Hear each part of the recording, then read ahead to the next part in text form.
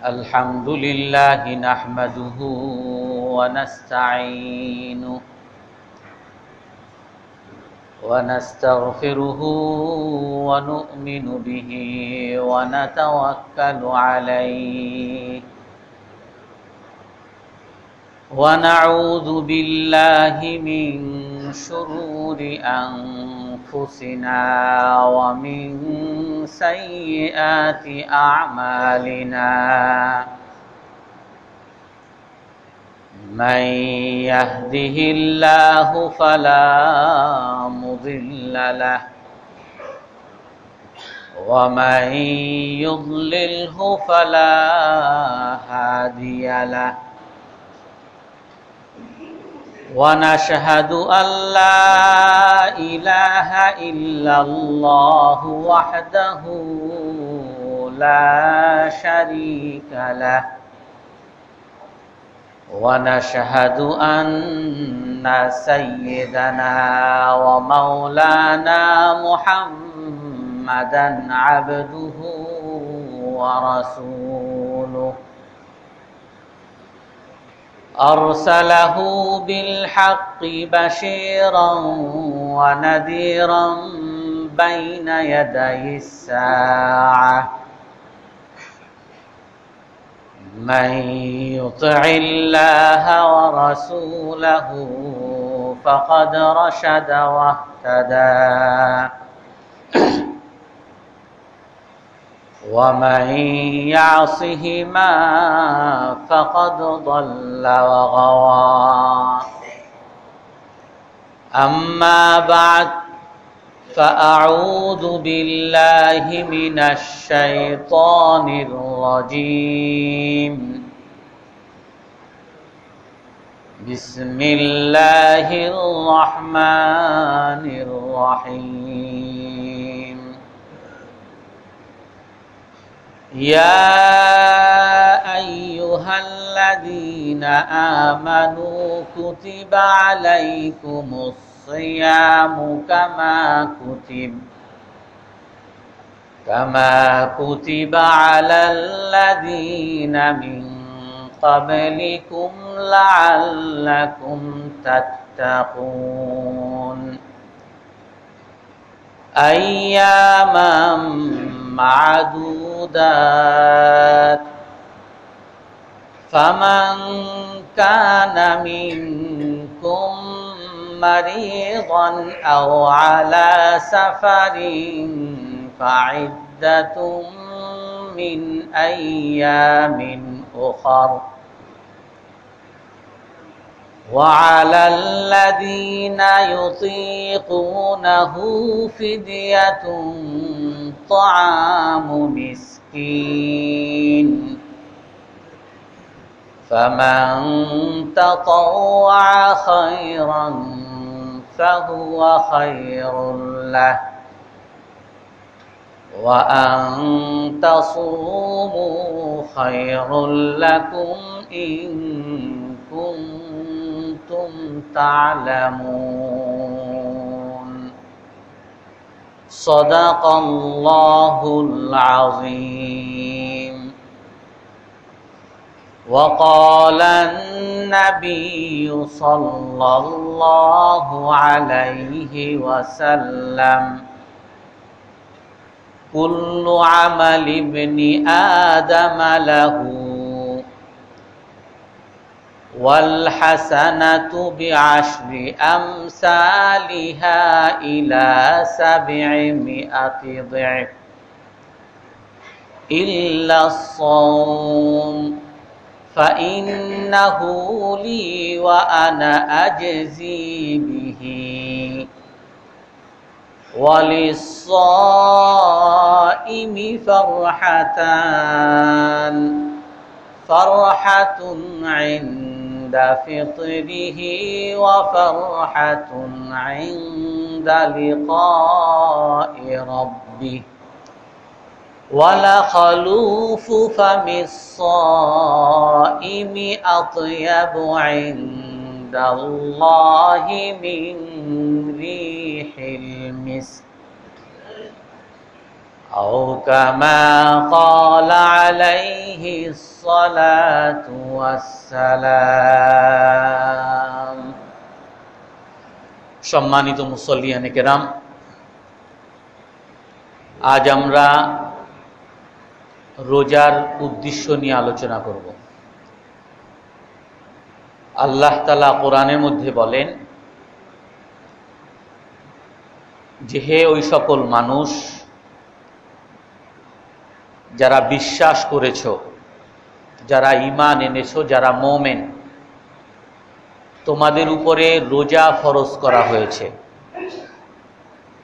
যেমনি ভাবে তোমাদের পূর্ববর্তী জাতিদের উপরে রোজা ফরজ করা হয়েছিল, যাতে তোমরা তাকওয়া অর্জন করতে পারো। আর এই রোজাটা সামান্য কিছুদিন। যারা এই রোজার মধ্যে অসুস্থ থাকবে অথবা সফরে থাকবে, তারা এর পরিবর্তে অন্য কিছুদিন কাজা রোজা রাখতে পারবে। তো আল্লাহ তাআলা যেই ভাষায় রোজা ফরজ হওয়ার কথা বলতেছেন, আমাদের উপরে রোজা ফরজ, দায়িত্ব, এই নির্দেশনা আল্লাহ তাআলা যে ভাষায় দিচ্ছেন, সে ভাষা হলো একজন কল্যাণকামী আদেশদাতার ভাষা। আল্লাহ তাআলা বলেন, হে ওই সকল মানুষ যারা বিশ্বাস করেছো। আল্লাহ তাআলা এটা বলেন নাই হে মানুষ অথবা হে কাফের। আল্লাহ তাআলা জানেন আল্লাহ তাআলার কাছের মানুষ কারা, কাছের বান্দা কারা, তাদেরকে ডেকে বলতেছেন, হে ওই সকল মানুষ যারা আল্লাহকে বিশ্বাস করো, আখিরাতকে বিশ্বাস করো, রসুলকে বিশ্বাস করো। কুতিবা আলাইকুমুস সিয়াম, তোমাদের উপরে রোজা ফরজ করা হয়েছে। আবার কি বলেন যে দেখো, এই রোজাটাকে তোমরা খুব কঠিনভাবে নিবে না, কারণ এই রোজাটা তোমাদের আগের জাতিদের উপরে ফরজ করা হয়েছিল। কঠিন একটা বিষয় যখন সবাই মিলে করে তখন এটা সহজ হয়ে যায়, আর সহজ একটা বিষয় যখন কেউ করে না, আমাকে করতে হয়, তখন এটা কঠিন হয়ে যায়। আমাদের ছাত্রদেরকে যখন বলি যে তোমরা এইটা ঝাড়ু দাও, তো অনেক কষ্ট লাগে। আর যদি বলি যে তোমরা এই 5 জন এইটাকে ঝাড়ু দাও, তো তারা খুব প্রতিযোগিতা করে ঝাড়ু দেয়। তো কঠিন একটা বিষয় যখন সবাই মিলে করে তখন এটা সহজ হয়ে যায়। তো আল্লাহ তাআলা বলেন, হে মুমিনগণ, তোমাদের উপরে রোজা ফরজ করা হয়েছে। আর এটা এমন না যে তোমাদের জন্যই শুধু, বরং তোমাদের আগের মানুষের উপরেও রোজা ফরজ করা হয়েছিল। তারপরে আবার কি বলেন, আইয়ামাম মাদুদাত, তোমাদের উপরে যে রোজাটা ফরজ, এটা কিছুদিনের জন্য, অল্প কিছুদিন। এমন না যে সব সময় তোমাদেরকে না খেয়ে থাকতে হবে, অল্প কিছুদিন কষ্ট করো, তাহলে তুমি এর বিনিময় দুনিয়াতেও পাবে, আখিরাতেও পাবে। আবার আরো সহজ করেন, আরো সহজভাবে মানুষকে বলেন যে দেখো, আমি তোমাদেরকে যে নির্দেশনাটা দিতেছি, এটা তোমাদেরকে শাস্তি দেওয়ার জন্য না, তোমাদেরকে কষ্ট দেওয়ার জন্য না। তোমাদের মধ্যে এমন যদি কেউ থাকে যাদের কষ্ট হয়ে যাচ্ছে, ফামান কানা মিনকুম মারিদান, অসুস্থ হয়ে গেছো, রোজা রাখতে পারতেছো না, কঠিন হয়ে যাচ্ছে সারাদিন না খেয়ে থাকাটা, অথবা সফরে গেছো, সফরের কারণে সফরের একটা কষ্ট, গরম, তীব্রতা, 48 মাইলের উপরে সফরের কোনো নিয়তে বের হয়েছো, এখন অনেক কষ্ট লাগতেছে, রোদের তীব্রতা, পানির পিপাসা, পানি পাচ্ছ না, ছায়ার কোনো ব্যবস্থা নাই, অনেক কষ্ট লাগতেছে, তাহলে শুনো, তুমি রোজাটা ভাঙতে পারো, এর পরিবর্তে অন্য কিছুদিন তুমি রোজা রাখতে পারো। আল্লাহ তাআলা এমন ভাবে মানুষের উপরে রোজা ফরজ হওয়ার নির্দেশনা দিতেছেন যে এই রোজাটা তোমাদেরকে শাস্তি দেওয়ার জন্য না, এই রোজাটা তোমাদের কল্যাণের জন্য, লাআল্লাকুম তাত্তাকুন। এই রোজা ফরজ কেন? যাতে তোমরা তাকওয়া অর্জন করতে পারো, যাতে তোমরা আল্লাহকে ভয় করতে পারো। রোজার অনেকগুলো উপকার আছে, অনেকগুলো উদ্দেশ্য আছে, অনেকগুলো লাভ আছে। তার মধ্যে সবচেয়ে বড় লাভ, সবচেয়ে বড় উদ্দেশ্য হলো তাকওয়া অর্জন করা। কারণ তাকওয়া এমন একটা বড় কাজ যার দ্বারা দুনিয়ার সকল সমস্যার সমাধান সম্ভব, যেটা আল্লাহ তাআলা কোরআনের মধ্যে বলছেন, ওমাই ইয়াত্তাকিল্লাহ ইয়াজআল লাহু মাখরাজা। যে নাকি তাকওয়া অর্জন করলো, আল্লাহকে ভয় করলো, আল্লাহকে সবসময় পর্যবেক্ষণে রাখলো, আল্লাহ তাআলা তার জন্য সকল সমস্যার সমাধান করে দিবেন। ওয়ারযুকহু মিন হাইসু লা ইয়াহতাসিব। সকল সমস্যার সমাধান তো করবেনই, এবং তাকে এমন স্থান থেকে তার চাহিদা পূরণ করে দিবেন। তার চাওয়া পাওয়া যা চায়, সে সকল চাওয়া পাওয়া তার পূরণ করে দিবেন, যেখান থেকে সে কল্পনাও করে নাই। কল্পনাতীত স্থান থেকে তার চাহিদা আল্লাহ তাআলা পূরণ করে দিবেন। উলামায়ে কেরাম বলেন যে এই আয়াত মাইয়াত্তাকিল্লাহা ইয়াজআল লাহু মাখরাজা, যে আল্লাহকে ভয় করে আল্লাহ তাআলা তার সকল সমস্যার সমাধান করে দেন, এটা সমস্ত বিষয়ের ক্ষেত্রে প্রযোজ্য। মাইয়াত্তাকিল্লাহ, যে নাকি আল্লাহকে ভয় করে, সম্পদ অর্জনের ক্ষেত্রে সে হারাম উপায়ে সম্পদ অর্জন করে না, হালাল উপায়ে সম্পদ অর্জন করে, তো এই সম্পদ তার সকল সমস্যার সমাধান করে দেয়। যে নাকি বিবাহ করার ক্ষেত্রে আল্লাহকে ভয় করে, দিনদার মেয়ে দেখে সে বিবাহ করে, টাকা পয়সা ধন দৌলত এগুলো তার লক্ষ্যবস্তু থাকে না, আল্লাহ তাআলা তার বৈবাহিক অশান্তি থেকে, দাম্পত্য জীবনের অশান্তি, অস্থিরতা এবং বিবাহ ভঙ্গ, বিবাহ বিচ্ছেদ, এগুলো থেকে আল্লাহ তাআলা তার সমাধান করে দেন। ওমাই ইয়াত্তাকিল্লাহ, যে আল্লাহকে ভয় করে, তার সন্তানের ক্ষেত্রে তার সন্তানকে সে আল্লাহর ভয় শিখায়, আল্লাহর হুকুম আহকাম শিখায়, আল্লাহকে মানা শিখায়, আল্লাহ তাআলা ওই সন্তানকে তার সমাধান বানিয়ে দেন। ওই সন্তানকে কখনো তার বিদ্রোহ করার কারণ বানায় না, ওই সন্তানকে কখনো তার বিপদের কারণ বানায় না, ওই সন্তানকে কখনো তার সাথে বেয়াদবি করার, তার সাথে অবাধ্যতা করার কারণ বানায় না। যে ব্যক্তি আল্লাহকে ভয় করে, তার আত্মীয় স্বজনের ক্ষেত্রে আত্মীয় স্বজনের সাথে তার হক আদায় করে, পাড়া প্রতিবেশীর হক আদায় করে, আল্লাহ তাআলা ওই আত্মীয় স্বজনকে তার সমাধানের পথ বানিয়ে দেয়, ওই আত্মীয় স্বজন তার শান্তির কারণ বানিয়ে দেয়, তার প্রতিবেশীকে আল্লাহ তাআলা তার শান্তির কারণ বানিয়ে দেয়। যে ব্যক্তি আল্লাহকে ভয় করে, মানুষের সাথে আচরণ করার ক্ষেত্রে, মানুষের সাথে আল্লাহ তাআলা বলছেন ওয়াকুলু লিন-নাসি হুসনা, সকল মানুষের সাথে তোমরা ভালো কথা বলো, অভদ্র, অশালীন, কর্কশ এই কথা তোমরা বলবে না। যে মানুষের সাথে ব্যবহার করার ক্ষেত্রে, আচরণ করার ক্ষেত্রে আল্লাহকে যে ভয় করে, মানুষকে তার শান্তির কারণ বানিয়ে দেয়, মানুষকে তার বন্ধু বানিয়ে দেয়।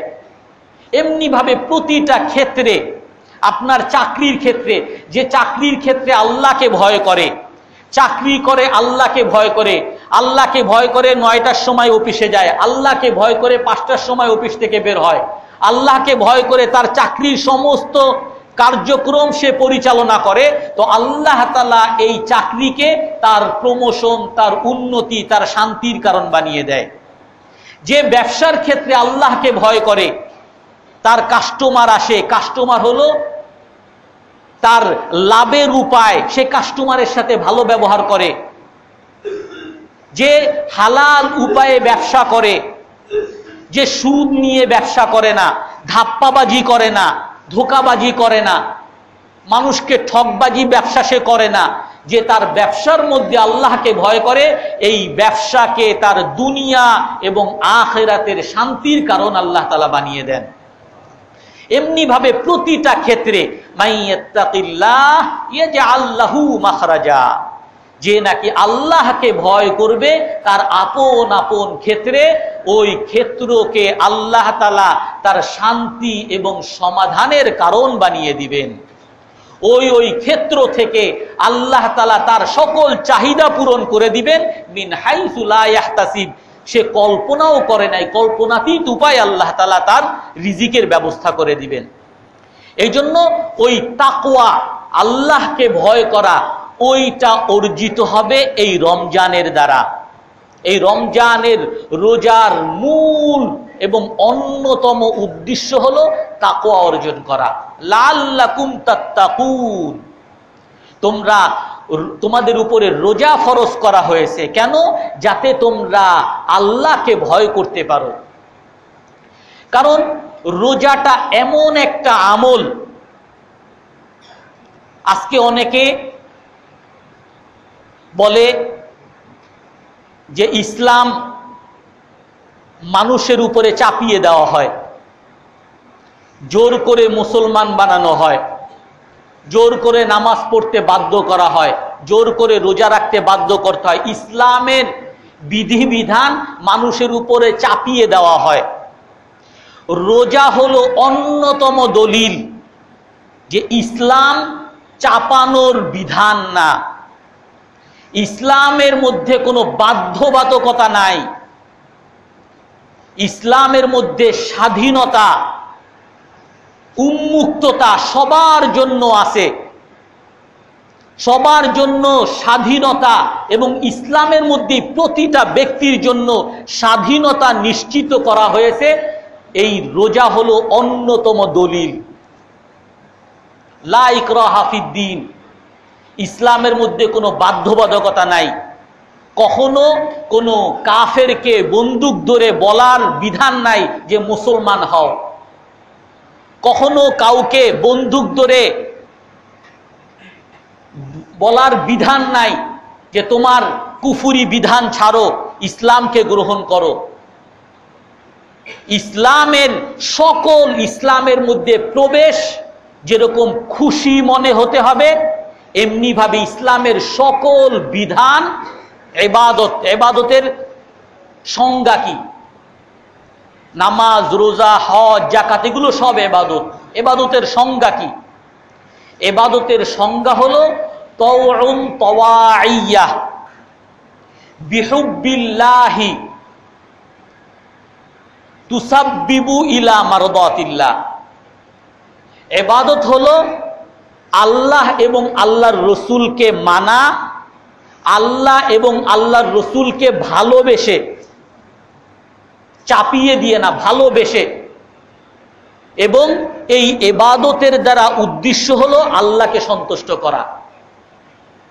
তো ইবাদত অর্থই হলো খুশি মনে আল্লাহ এবং আল্লাহর রসুলের হুকুমকে মানা। যদি খুশি মনে কেউ আল্লাহ এবং আল্লাহর রসুলের হুকুমকে না মানে, তো এই ইবাদত আল্লাহর কাছে গ্রহণযোগ্যই না। কেউ নামাজ পড়ল, কিন্তু সে মনে করতেছে আমার বাবা আমাকে চাপিয়ে দিছে, এই জন্য নামাজ পড়তেছি। কেউ নামাজ পড়ল, আমি নামাজ না পড়লে মানুষ আমাকে খারাপ বলবে, এই জন্য নামাজ পড়তেছি। খুশি মনে আল্লাহকে খুশি করার জন্য কেউ যদি নামাজ না পড়ে, ওই নামাজ আল্লাহ তাআলা, ওই ইবাদত আল্লাহ তাআলার কাছে গ্রহণযোগ্য না। রোজা হলো এর অন্যতম দলিল যে ইবাদত হলো ইসলামের সকল বিধান হলো খুশি মনে করতে হবে। যদি ধরেন, যদি তাদের মতো আমরা ধরেই নেই ইসলামের বিধান সব বাধ্যবাধকতা করে হয়। এখন কোন সরকার, ইসলামী সরকার ধরে নিলাম, ইসলামী সরকার আইন জারি করে দিল সবাইকে রোজা রাখতে হবে, যে রোজা রাখবে না তাকে 1 বছরের জেল দেওয়া হবে। এখন এই সরকার কে রোজাদার আর কে রোজাদার না, এইটা পর্যবেক্ষণ করার উপায়টা তার কাছে কি? একজন মানুষ বাইরে পুলিশের সামনে, আমি সুন্দর রোজাদার, আমি বাসায় ঢুকবো, এমনকি আমার পরিবারের থেকেও আলাদা হয়ে বাথরুমে ঢুকে আমি সবাইকে বলবো আমি ওযু করতেছি, কুলি করতেছি, আর কুলির মধ্যে আমি পানি খেয়ে ফেলবো, কে আমাকে ধরতে পারবে? আমার এই বাধ্য করে রোজাটা কোন সরকার করাইতে পারবে? কোন সংস্থা আছে যেই সংস্থা এই রোজাকে কার্যকর, রোজাকে বাস্তবায়ন করার জন্য সে তার শাসনকে প্রয়োগ করতে পারবে?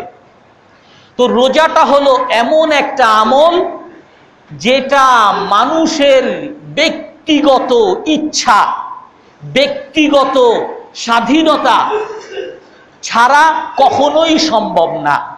আমি যদি না চাই আমি রোজা রাখবো না, তো আমাকে কেউ রোজা রাখাইতে পারবে না। তো রোজা হলো এমন একটা দলিল যে ইসলামের সকল বিধান আমার ইচ্ছা মতো, সকল বিধান আমার স্বাধীনতা মতো। আমি যদি চাই আমি আল্লাহকে মানবো, আমি যদি না চাই আমি আল্লাহকে মানবো না, কেউ আমাকে মারবে না, ধরবে না। এই জন্য ইসলাম এই রোজা আমাদেরকে শিখায়, ইবাদতকে শিখায়। আমি যখন রোজা রাখি আমি শুধুমাত্র আল্লাহকে খুশি করার জন্য রোজা রাখি। আমার অনেক পিপাসা লাগছে, আমার অনেক ক্ষুধা লাগছে, তারপরও আমি খাই না, তারপরও আমি পান করি না। কার ভয়ে? মানুষের ভয়ে? আমার বন্ধু বান্ধবের ভয়ে যে বন্ধু বান্ধব আমাকে বেরোজাদার বলবে, এই জন্য আমি রোজা রাখি? নাকি আমার বাবার ভয়ে, নাকি আমার শিক্ষকদের ভয়ে? কার ভয়ে আমি রোজা রাখি না? আমি রোজা রাখি একমাত্র আল্লাহকে খুশি করার জন্য। এখানে দ্বিতীয় আর কোনো ইচ্ছা, দ্বিতীয় আর কোনো কমিটমেন্ট মানুষের সামনে আর থাকে না। আর আল্লাহ তাআলার ভাষা দিয়ে এটা বুঝান যে হে মুমিনগণ, এই যে তোমাদের উপরে রোজা ফরজ করা হয়েছে এটা তোমাদের কল্যাণের জন্য। ইসলামের যত বিধান আছে সকল বিধান মানুষের কল্যাণের জন্য। আপনি প্রতিটা বিধানের মধ্যে খুঁজবেন তো দেখবেন এই বিধান আমার কল্যাণের জন্য। আপনি কখনো খুঁজবেন মিথ্যা কথা বলা নিষেধ, আমি এটার কল্যাণ হয়তো আমি দেখি যে আমি মিথ্যা কথা বললে মানুষের কাছে মিথ্যুক হিসাবে সাব্যস্ত হই, অথবা আমার জেল হয়, আমার চাকরি চলে যায়। গীবত করা নিষেধ, মানুষের পিছনে নিন্দা করা নিষেধ। এর ক্ষতি আমি দেখি যে যদি আমি নিন্দা করি, যার আমি নিন্দা করছি তার কাছে যদি খবর যায়, সে তার চাকরি থেকে আমাকে বের করে দিবে, সে আমাকে শত্রু ভাববে। স্ত্রীর সাথে ভালো ব্যবহার করা, যদি ভালো ব্যবহার করি আমাদের দাম্পত্য জীবন সুখী থাকবে, খারাপ ব্যবহার করলে দাম্পত্য জীবনে অশান্তি আসবে। মানুষের সাথে ভালো ব্যবহার করা, মানুষের সাথে ভালো ব্যবহার করলে মানুষ আমার বন্ধু থাকবে, তাদের উপকার করলে আমার যখন উপকার দরকার হয় তারা উপকার করবে। এরকম ভাবে আপনি যত বিধান, ইসলামের বিধান খুঁজবেন, সমস্ত বিধানের মধ্যে মানুষের কল্যাণ নিহিত আছে। এমন কোন বিধান আল্লাহ তাআলা মানুষের উপরে দেন নাই যার দ্বারা মানুষের দুনিয়াবি জাগতিক কল্যাণ নাই। সব বিধানের মধ্যে জাগতিক কল্যাণ আছে। এখন এখানে একটু পার্থক্য আছে। অনেক সময় এই কল্যাণটা আমার চোখে ধরা পড়ে, আমার মেধায় ধরা পড়ে, অনেক সময় আমার মেধায় ধরা পড়ে না। এখানেও আবার কিছু নাস্তিক হয়ে যায় যে ঠিক আছে, ভালো কথা সত্য কথা বলা লাগবে, নীতিবান থাকা লাগবে, দুর্নীতি করা যাবে না, এগুলোর কল্যাণ তো বুঝে আসে, এই জন্য আমি এগুলো করি। কিন্তু নামাজ পড়া লাগবে, নামাজের দ্বারা আমার জাগতিক কি লাভ? আমি কোনো লাভ বুঝি না। কোরআন পড়ার দ্বারা, আরবি ভাষা শিখার দ্বারা আমার কি লাভ? আমার দেশের কি লাভ? দেশের কি উন্নতি? এটা আমার বুঝে আসে না, এই জন্য আমি পড়ি না।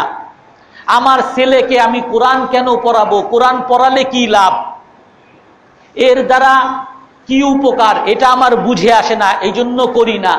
জাকাত আমি দিলে কি লাভ, আমি তো কর আলাদা দেই, সরকারকে কর দেওয়া যেটা সরকারের উন্নতির জন্য করা দরকার করি, আমি আবার আলাদা কেন জাকাত দিব। অনেকের কাছে অনেক সময় ইসলামের অনেক বিধানের কারণ, কল্যাণ যে এই বিধানের পিছনে নিহিত আছে, এইটা অনেকের কাছে স্পষ্ট থাকে না, সেটা করে না। রোজা মানুষকে এই কথা শিখায় যে হে মানুষ, তোমার ইসলামের যত বিধান আছে সকল বিধান তোমার কল্যাণের জন্য। এই বিধান যদি তুমি মানো, তুমি জাগতিক কল্যাণ, আখিরাতের কল্যাণ পাবা। এখন তুমি এটা মানতে থাকো, চাই এই কল্যাণটা তোমার মেধায় ধরা পড়ুক, তোমার কাছে স্পষ্ট হোক বা না হোক। কারণ তুমি তো ওই আল্লাহকে বিশ্বাস করছো, যে আল্লাহ সারা পৃথিবীর মালিক, সারা পৃথিবীর পরিচালক, তোমার সুখ শান্তির মালিক, সম্মান অসম্মানের মালিক, ওই আল্লাহকে তো বিশ্বাস করছো। এই জন্য আল্লাহ তাআলা প্রথম সম্বোধন করছেন ইয়া আইয়ুহাল্লাযীনা আমানু, হে ওই সকল মানুষ যারা আল্লাহকে বিশ্বাস করছো। ওই আল্লাহকে তো বিশ্বাস করছো, এখন তুমি রোজা পালন করো। এই রোজা দ্বারা তোমার কল্যাণ লাভ বুঝে আসুক বা না আসুক, কারণ এই রোজার মধ্যে অন্যান্য সকল বিধানের মধ্যে যেরকম আমি তোমার জন্য কল্যাণ নিহিত রাখছি, এই রোজার মধ্যেও তোমার জন্য কল্যাণ নিহিত রাখছি। কঠিন হলো ওই সময় যখন মানুষের কোনো আদেশ মানা, যেই আদেশের পিছনে আমার লাভটা বুঝে আসে, সেই আদেশ মানা সহজ। কিন্তু যেই আদেশের পিছনে আমার কি লাভ, এইটা যখন বুঝে আসে না, ওই আদেশটা মানা কঠিন। আমার ছেলেকে আমি বলি তাড়াতাড়ি দাঁত মাজো, তুমি যদি টিথ ব্রাশ না করো তোমাকে মাইর দিব। তো মাইর দিছি, টিথ ব্রাশ করে নাই, তো সে বুঝে যে দাঁত মাজা এটা আমার লাভের জন্য। পড়াশোনা করো, না করলে মাইর দিব। মাইর দিছি, সে বুঝে যে পড়াশোনা এটা আমার লাভের জন্য। বাবা আমাকে পড়াশোনা করতে বলতেছে আমার লাভের জন্য, দাঁত মাজতে বলতেছে আমার লাভের জন্য, খাও খেতে বসো আমার লাভের জন্য, এখন ঘুমাতে যাও আমার লাভের জন্য, এখন জামা পরো আমার লাভের জন্য, এখন গোসল করো আমার লাভের জন্য, সব বুঝে। তো এগুলো মানতে সন্তানের কোনো আপত্তি নাই। আর এই জন্য যদি কখনো শাস্তিও দেওয়া হয়, তারপরও সে রাগ করে না যে বাবা আমার লাভের জন্যই করছে। কিন্তু আপনার ছেলে সারাদিন পড়াশোনা করে স্কুল থেকে দুপুর 2টার সময় 3টার সময় গরমে ঘেমে বাসায় আসছে, ক্ষুধা তৃষ্ণা, সকালবেলাও ঠিক মতো খেতে পারে নাই, আর বাসায়ও অনেক ধরনের রান্নার আয়োজন হয়েছে, আর ওই রান্নাও বিছানো হয়েছে, সবাইকে খেতে দেওয়া হয়েছে, সবাই খেতে বসছে। কিন্তু আপনার ছেলে যখন আসছে, আপনার ছেলে বলছেন যে তুমি খাইতে পারবা না, তুমি যাও। তখন ওই ছেলে আপনার কথা মানতে তার কষ্ট হবে যে আমাকে বাবা কেন খেতে নিষেধ করে, আমার ক্ষুধা লাগছে, সবাই খাইতেছে, আমি কেন খাইতে পারবো না। ওই কথা সন্তান মানতে পারবে না। হ্যাঁ, যদি একান্ত বাধ্য সন্তান হয় যে বাবা যে আমাকে এখন খাইতে নিষেধ করে এটা নিশ্চয়ই আমার লাভের জন্য, বাধ্য সন্তান যদি হয় সে আর কোনো কথা বলবে না, সুন্দর করে চলে যাবে। আর যদি একান্ত বাধ্য সন্তান না হয়, তখন সেই ছেলে আপনার সামনে চিৎকার চেঁচামেচি শুরু করবে, আমার এখন ক্ষুধা লাগছে, কেন আমি খাবো না, কি সমস্যা, কেন খাবো না, কি কেন, কোন যুক্তিতে খাবো না, আপনার সামনে চিৎকার করা শুরু করবে। আপনার স্ত্রীও, আপনার ওই সন্তানের মাও আপনার সামনে চিৎকার করা শুরু করবে, বাচ্চাটা সারাদিন না খেয়ে আছে, এখনো কেন খেতে নিষেধ করতেছেন। এখন যদি একান্ত বাধ্য সন্তান হয় তখন সে ধরে নিবে যে আমার বাবা যে আমাকে খেতে নিষেধ করছে নিশ্চয়ই এর মধ্যে আমার কল্যাণ আছে। সে এখন নিজের মাথার মধ্যে নিজে নিজে সেই কল্যাণটা খুঁজবে। হয়তোবা এখানে বিরিয়ানি, আমি তো রোদ থেকে আসছি, এই বিরিয়ানি খেলে হয়তো আমার পেট খারাপ হয়ে যাবে, এই জন্য এই খাবার হয়তো নিষেধ করছে। অথবা এই খাবার যেটা আছে আমার জন্য মনে হয় স্পেশাল কোনো খাবার আছে, ওইটা আমাকে দিবে, এই জন্য আমাকে নিষেধ করছে। অথবা এইগুলো মনে হয় অন্যদের খাবার, আমাকে নিয়ে বাবা হয়তো বাইরে কোথাও, সে তার মতো করে কল্যাণ খুঁজতে থাকবে। তো এমনি ভাবে আল্লাহ তাআলা ওই মানুষকে আল্লাহ তাআলা এমন আদেশ করতেছেন, আপনি 12 মাস যখন ইচ্ছা পিপাসা লাগছে আপনি খাইতেছেন, আপনি কখনো অনুভবও করেন না যে পানি পান করা এটা কোনো অপরাধ। কেউ অপরাধ মনে করে নাকি? আপনি ক্ষুধা লাগছে আপনি ভাত খাইতেছেন, ভাত খাওয়া এটা অপরাধ কেউ গুনাহও মনে করে না, এটা অপরাধ বোধই নাই কারোর মধ্যে। হঠাৎ করে আল্লাহ তাআলা বলতেছেন পানিও খাবা না, ভাতও খাবা না, স্ত্রীর কাছেও যাবা না। এমন একটা আদেশ, যেই আদেশ কেন দিছেন এইটা স্বাভাবিকভাবে বুঝে আসে না, স্পষ্ট না, কারণ না যে খাইতে কেন নিষেধ, পান করতে কেন নিষেধ, আমাকে কেন কষ্ট দেওয়া হচ্ছে। অবাধ্য যদি হয় তখন সে বলবে যে এগুলো দিয়ে শুধু শাস্তি দেওয়া, কষ্ট দেওয়া। আর যারা মুমিন হবে তারা বলবে যে না, আমার এই না খাওয়ার মধ্যে, আমার এই না পান করার মধ্যে, আমার এই স্ত্রীর কাছে না যাওয়ার মধ্যে আল্লাহ তাআলা আমার হাজারো কল্যাণ নিহিত রাখছেন, যেটা আমার বুঝে আসতেছে না। তো এটা হলো আল্লাহ তাআলার ইখলাসের ইবাদত। একমাত্র আল্লাহকে যারা বিশ্বাস করে তাদের ইবাদত। যেই কথা বিশ্বাস করে যে আল্লাহ তাআলা আমার মঙ্গল চান, যা কিছু আদেশ করেন সব আমার মঙ্গলের জন্য, আমার বুঝে আসুক বা না আসুক। নামাজের আদেশ করছেন আমার মঙ্গলের জন্য, আমার বুঝে আসুক বা না আসুক। যাকাতের আদেশ করছেন আমার মঙ্গলের জন্য, আমার বুঝে আসুক বা না আসুক। রোজার আদেশ করছেন আমার মঙ্গলের জন্য, আমার বুঝে আসুক বা না আসুক। আপনারা হয়তো অনেকেই এখন দেখছেন, আমিও এগুলো নিয়ে আলোচনা করব।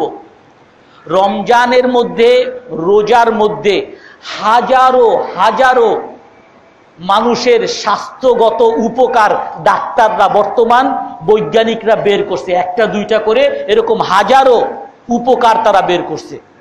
শুধু স্বাস্থ্য, শারীরিক উপকার, মানসিক উপকার, জাগতিক উপকার, এগুলো একটা দুইটা না, অনেকগুলো তারা বের করছে। কিন্তু আমরা যখন রোজা রাখতেছি তখন আমরা ওই উপকারের জন্য, আমার ডায়াবেটিস কন্ট্রোলের জন্য, আমার কি বলে রোগ প্রতিরোধ ক্ষমতা বাড়ানোর জন্য, আমার কিডনি রক্ষা করার জন্য আমি রোজা রাখতেছি না।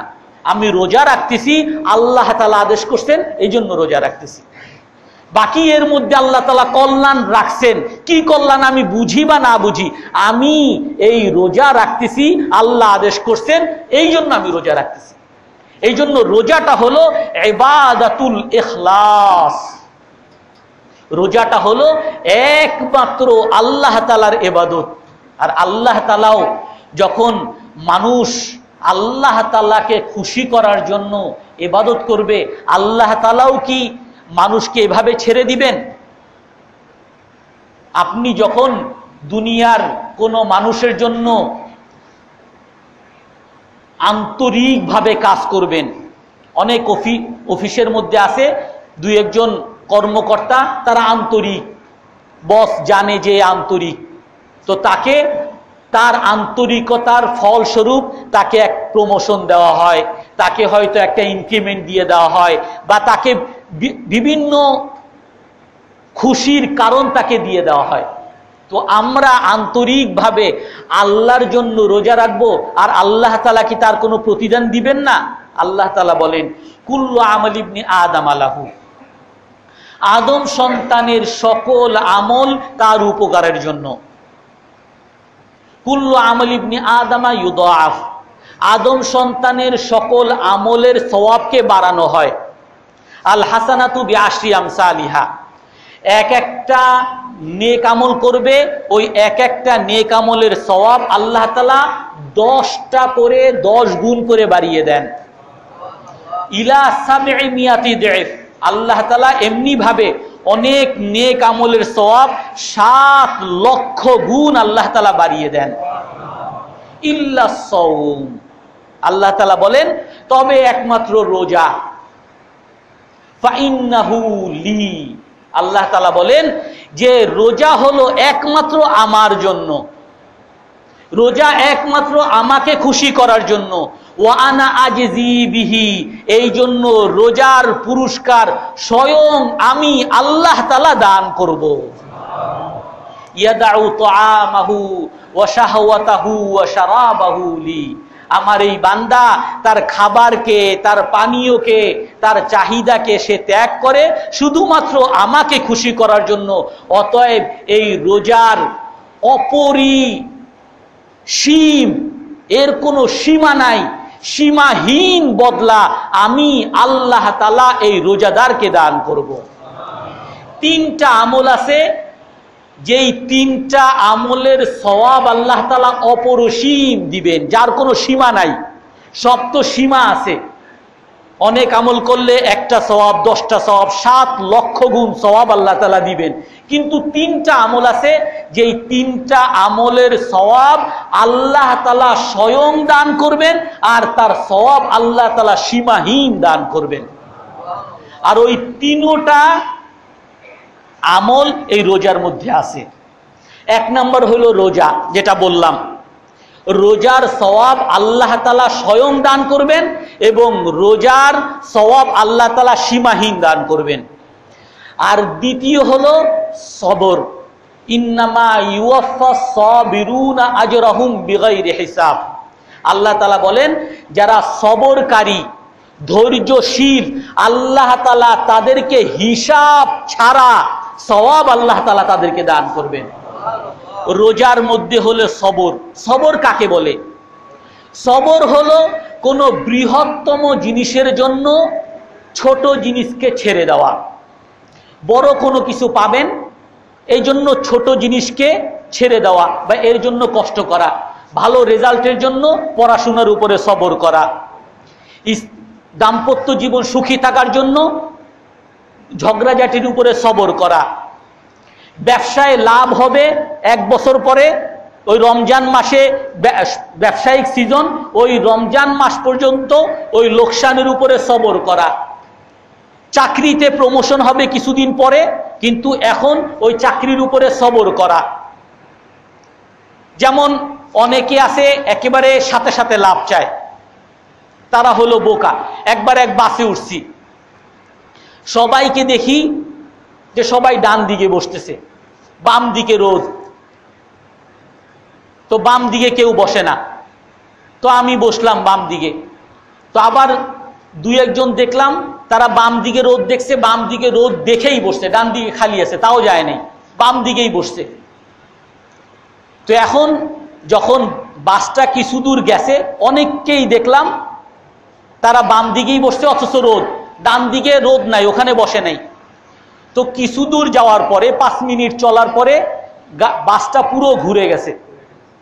এখন রোদ বাম দিকে ছিল, ওই রোদ এখন ডান দিকে চলে গেছে। এখন আমার বুঝে আসছে যে এই লোকরা ইচ্ছা করে কেন বামে বসছে। অল্প সময়ের জন্য কষ্ট সবর করবে, লম্বা সময়ের জন্য সে ছায়া গ্রহণ করবে। এরা হলো বুদ্ধিমান।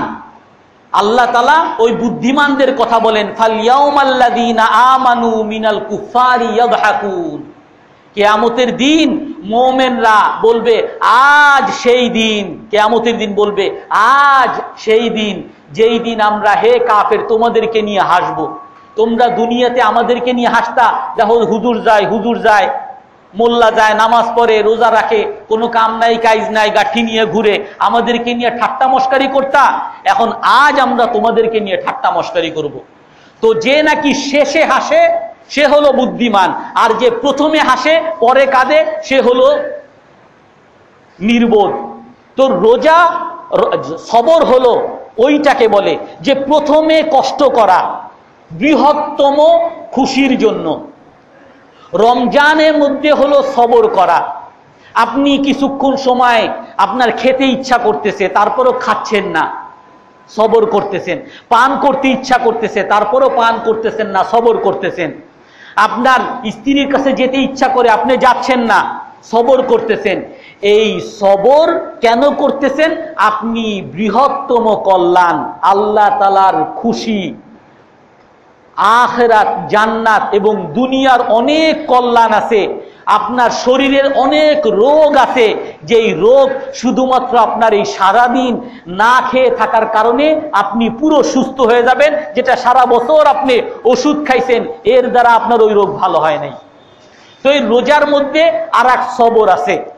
আর সবর হলো এমন একটা আমল, যেই সবরের করলে আল্লাহ তাআলা বিনা হিসাবে সওয়াব দান করেন।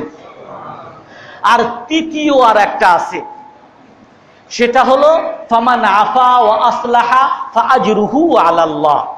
আল্লাহ তাআলা বলেন, যে নাকি ক্ষমা করলো এবং সংশোধন করলো, তার সওয়াব, তার বিনিময় আল্লাহর কাছে অপরিসীম। তৃতীয় আমল যার সওয়াব অপরিসীম, সেটা হলো মানুষকে ক্ষমা করে দেওয়া। রমজানের রোজার অন্যতম একটা শর্ত, রোজা শুদ্ধ হওয়ার অন্যতম একটা শর্ত মানুষকে ক্ষমা করে দেওয়া। ফাইদা কানা সাওমু ইয়াউমি আহাদিকুম, আল্লাহ রাসূল বলেন, যখন তোমাদের কেউ রোজা রাখে, ফালা ইয়ারফাস ওয়ালা ইয়াসখাব, সে যেন চিৎকার না করে, চেঁচামেচি না করে, রাগারাগি না করে। যে আমি তো রাগারাগি করি না, আমার সাথে ঝগড়া করতে আসে, আমি কি করব? আল্লাহর রাসূল এটাও বলেন, ফাইন সাবাহু আহাদ আও কাতালাহু আহাদ, যদি তোমার সাথে কেউ গালিগালাজ করতে আসে, মারামারি করতে আসে, কাতালাহু আহাদ, তোমাকে কেউ মারতে আসে, তারপরও তুমি তাকে ক্ষমা করে দাও। আর কি বলবা? ফালইয়াকুল ইন্নিমরুউন সাইম, যে ভাই আমি রোজাদার, তুমি আমাকে গালি দাও, আমি গালির কোনো উত্তর দিতে পারবো না, আমি রোজাদার, আমি তোমাকে ক্ষমা করে দিলাম। তুমি আমাকে মারামারি করতে আসো, আমি তোমার মারামারির কোনো উত্তর দিতে পারবো না, আমি তোমার ঘুষি খেয়েই যাব, আমি তোমাকে প্রতি উত্তরে ঘুষি দিতে পারবো না, কারণ আমি রোজাদার। এটা হলো অন্যতম আর একটা বিধান রোজা শুদ্ধ হওয়ার জন্য। মানে রোজার আপনি যদি কোনো কল্যাণ চান, বলবেন যদি কেউ মারামারি করে রোজা ভেঙে যাবে, রোজা ভাঙবে না। মারামারি করলে, গালাগালি করলে, কারো গীবত করলে, শেকায়ত করলে রোজা ভাঙবে না, রোজা হয়ে যাবে। কেউ যদি সকাল থেকে সন্ধ্যা পর্যন্ত না খেয়ে থাকে, না পান করে থাকে, স্ত্রীর কাছে না যেয়ে থাকে, রোজা হয়ে যাবে, কিন্তু রোজার কোনো মূল্য সে পাবে না। আল্লাহ রাসূল বলেন, রুব্বা সাইমিন, রুব্বা সাইমিন, অনেক রোজাদার এমন আছে, তার উপকার রোজা দ্বারা শুধু এতটুক হয়, ইল্লাল জুউ ওয়াল আতাশ, লাইসা মিন সিয়ামিহি ইল্লাল জুউ ওয়াল আতাশ, তার রোজার সওয়াব, রোজার বিনিময় শুধু এতটুকুই হয়, ক্ষুধার্ত থাকা, পান করে না থাকা, তার পিপাসার কষ্টে পতিত হওয়া, এটাই শুধু তার কষ্ট, এটাই শুধু তার রোজার বিনিময়, রোজা, আর কোনো সে কল্যাণ পায় না। এই জন্য রোজাকে যদি আমাকে শুদ্ধ করতে হয়, রোজার মধ্যে তিনটা জিনিস আনতে হবে। এক নাম্বার হলো, রোজা একমাত্র আল্লাহকে খুশি করার জন্য রাখতে হবে। এই জন্য ইমাম গাজালি রহমতুল্লাহ আলাইহি রোজাকে তিন ভাগ করছেন, তিন ভাগের রোজাদার। এক নাম্বার রোজাদার হলো সাধারণ মানুষের রোজা, যে বাস সকালে না খেয়ে রইলাম, সন্ধ্যায় ইফতার করলাম, সবাই যেরকম থাকে আমিও থাকলাম, এই হলো সাধারণ মানুষের রোজা। আর একটা হলো মুমিনদের রোজা। মুমিনদের রোজা হলো তারা যেরকম তার পেটকে, তার শরীরকে যেরকম চাহিদা থেকে বিরত রাখে, এমনি ভাবে তার মুখকে গালিগালাজ করা থেকে, পরনিন্দা করা থেকে, তার হাতকে, তার পাকে, তার পুরো অঙ্গ প্রত্যঙ্গকে সে রোজা রাখায়, সমস্ত গুনাহ থেকে সে বেঁচে থাকে। যদি রোজা রাখলো, আপনি একটা স্বাভাবিক বিষয় দেখেন, আপনার পান করা এটা একটা বৈধ বিষয়, খাওয়া এটা একটা বৈধ জিনিস, স্ত্রীর কাছে যাওয়া এটা একটা বৈধ জিনিস। এই বৈধ জিনিসকে আপনি ছাড়তেছেন কারণ আপনি রোজাদার। অবৈধ জিনিস, যেটা অনেক আগ থেকে, মিথ্যা বলা অবৈধ, ঠকবাজি করা অবৈধ, সুদ খাওয়া অবৈধ, ঘুষ খাওয়া অবৈধ, মানুষের সাথে ধাপ্পাবাজি করা অবৈধ, চোখ দিয়ে নাজায়েজ জিনিস তাকানো অবৈধ, হাত দিয়ে নাজায়েজ জিনিস ধরা অবৈধ, নাজায়েজ জিনিস দিকে যাওয়া অবৈধ, সকল অবৈধ কাজ এগুলো থেকে আপনি বিরত থাকলেন না, তো আপনার না খেয়ে থাকার লাভটাই বাকি। এটা একটা স্বাভাবিক বিষয়। যদি আমি বৈধ জিনিস থেকে বিরত থাকি, আমি একটা অবৈধ জিনিস থেকে কেন বিরত থাকবো না?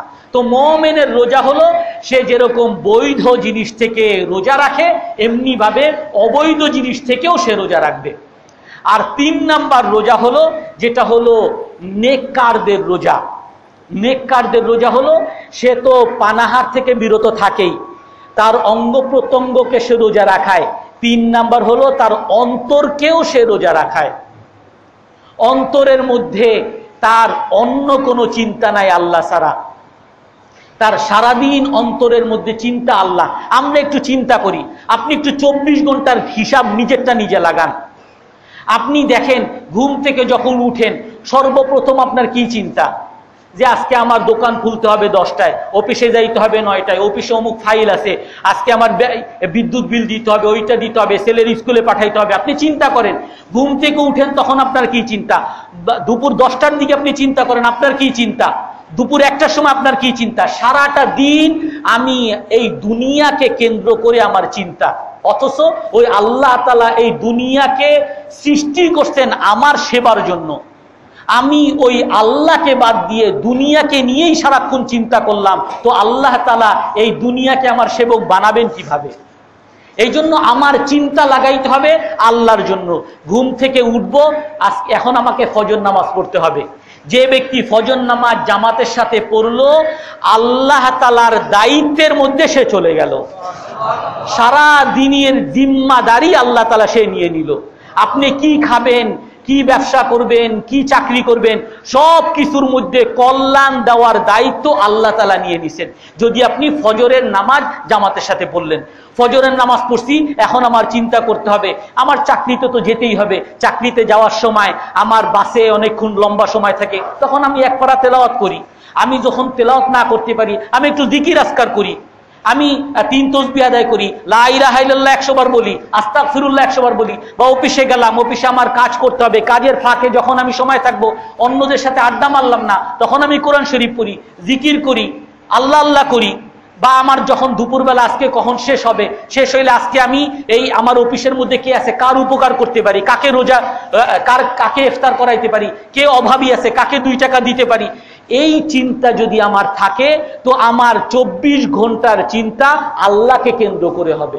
এই জন্য নেককারদের রোজা হলো ওই ব্যক্তির রোজা যে তার পেটকে রোজা রাখায়, অঙ্গ প্রত্যঙ্গকে রোজা রাখায়, এমনি ভাবে তার অন্তরকেও সে রোজা রাখায়। অন্তরের মধ্যে সে দুনিয়ার চিন্তা, দুনিয়ার কাজ তো করতেই হবে, এমন না যে দুনিয়া ছেড়ে দিবেন, না, দুনিয়ার কাজ তো করতেই হবে, কিন্তু অন্তরের মধ্যে দুনিয়া থাকবে না, অন্তরের মধ্যে আখিরাত থাকবে। আমার চাকরির মধ্যে আখিরাত থাকবে, আমার ব্যবসার মধ্যে আখিরাত থাকবে, মানুষের সেবা থাকবে, আল্লাহকে খুশি করা থাকবে, রসুলের সুন্নতকে থাকবে। এই জন্য ওই যদি রোজাকে আমি ঠিক মতো রাখতে পারি, তো এই রোজার সওয়াব আল্লাহ তাআলা বিনা হিসাবে আমাকে দান করবেন। এই জন্য রোজার মধ্যে একটা হলো বিনা হিসাবের সওয়াব রোজা, দ্বিতীয় হলো সবর। আমি যেরকম খাবার না খাওয়ার উপরে সবর থাকি, নিজেকে কন্ট্রোল করা, এটা একটা বড় সবর। গালি চলে আসতেছে, মুখকে সবর করলাম। গান শুনতে ইচ্ছা করতেছে, গানকে নিয়ন্ত্রণ করলাম। মনে খারাপ জিনিস চিন্তা করতে চলে আসতেছে, মনকে নিয়ন্ত্রণ করলাম। হাত দিয়ে আরেকজনকে ধাক্কা দিতে ইচ্ছা করে, কিন্তু হাতকে নিয়ন্ত্রণ করলাম। এগুলো হলো সবর, সবরের শিক্ষা। আর 3 নাম্বার হলো মাফ করা, মাফ করা। রমজান হলো শাহরুল মুয়াসাত, সহমর্মিতার মাস। মানুষকে মাফ করা, মানুষের সাথে ভালো ব্যবহার করা, মানুষকে ইফতার খাওয়ানো। যে ব্যক্তি কোন রোজাদারকে ইফতার খাওয়াবে, আল্লাহ তাআলা তাকে ওই রোজাদারের রোজা সমতুল্য সওয়াব আল্লাহ তাআলা দান করবেন।